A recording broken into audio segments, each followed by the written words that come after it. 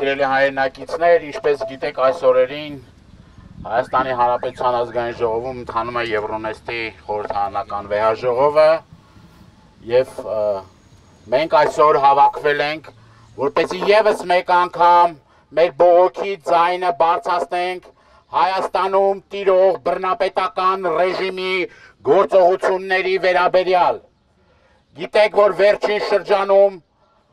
անազատության մեջ են հայտնվել հայ առաքելական Սուրբ եկեղեցու 3 սրբազան հայրեր՝ Բագրատ, Միքայել, Մկրտիչ սրբազանները։ Ազատություն սրբազաններին, ազատություն քաղբան տարկյալներին։ Իր աջակցություն հայ առաքելական Սուրբ եկեղեցու իր խոսքը բարձրաձայնած ազգային բարերար Սամվել Կարապետյանը, որը տևական ժամանակ գտնվում է անազատության մեջ, կրկնում եմ, միայն ու միայն մի բանի համար, որ աջակցել է հայ առաքելական Սուրբ եկեղեցուն։ Անազատության մեջ է մեր գործընկեր Հայաստան խմբակցության պատգամավոր Արթուր Սարգսյան, Գերագույն մարմնի անդամ Իգոր Սարգսյան հայ հեղափոխական դաշնակցության։ Անազատության մեջ են մեր հերոսացին ծնողները Գարիկը Գալեյան, Արան Ռոստոմյան։ Վերջին շրջանում բռնապետական ռեժիմը նոր անձ ավելացրեց այդ ցուցակում անհայտության մեջ գտնվող Հարազատին, Ղուկասյանին, Արսեն, էլի պահելով անազատության մեջ։ Եվ այս ցուցակը երկար է։ Եվ ամեն օր մենք ականատեսն ենք լինում ընտրված քաղաքապետերի ձերբակալությանը, այնուհետև կալանավորմանը։ Մասկի շոուներ կազմակերպելով ընտրված քաղաքապետերին Գյումրու, երեք մենք արդեն ականատեսը եղանք Մասիսի քաղաքապետի էլի կալանավորմանը։ Սա անթույլատրելի է եւ մեր կոչն է միջազգային հանրությանը, որպեսզի երկակի ստանդարտներ չկիրառի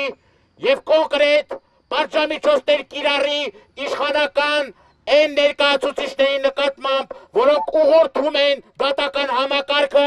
SMS հաղորդագրություններով եւ ազգային ժողովին այն դալիճում, որ դուք հիմա եք գտնվում, այդ մարդը ամիսներ առաջ ասել է, որ ընդդիմախոսների տեղը ԱԱՑ պատվալներում է։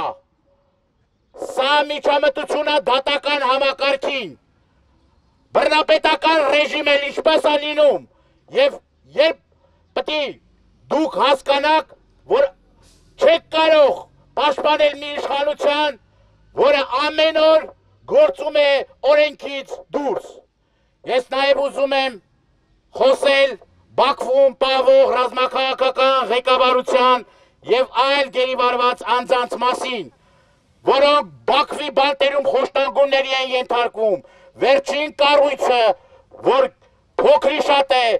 կարողանում էր այդ մարդկանց խնդիրներով զբաղվել, այցելել այդ մարդկանց եւ ընտանիքների հետ կապը պահել, Կարմիր խաչը այլևս չի գործում բռնապետական Ադրբեջանում։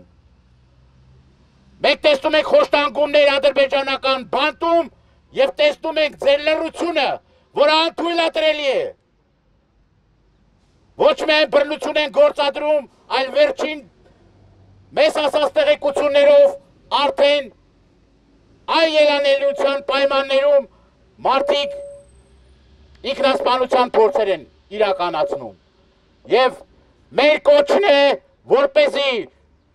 միջազգային հանրությունը ի վերջո հստակ գնահատականներ տա եւ այս իշխանությունների գործելավոճին ի վերջո վերջ դնի։ Դուք նրա համար եք, որպեսզի պաշտպանեք Հայաստանում ժողովրդավարությունը, ոչ թե նրա համար, որ Նիկոլ Փաշինյանին պաշտպանեք։